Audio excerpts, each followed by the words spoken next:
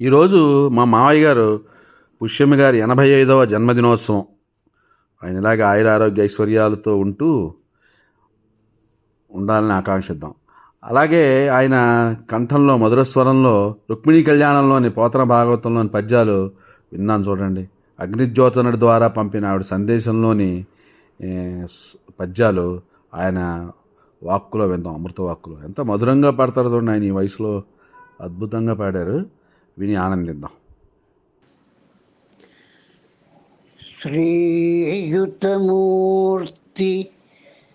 ఓ పురుష సింహమ, శ్రీయుతమూర్తి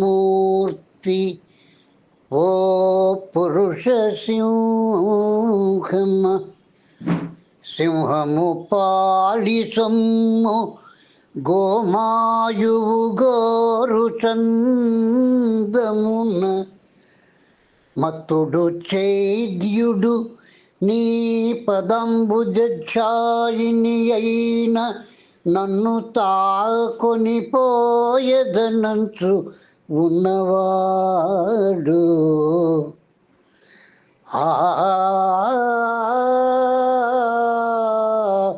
అధమాధముండు ఎరుగడు అద్భుతమైన భవత్ప్రతాపమున్. శ్రీయుతమూర్తివో పురుష సింహమా.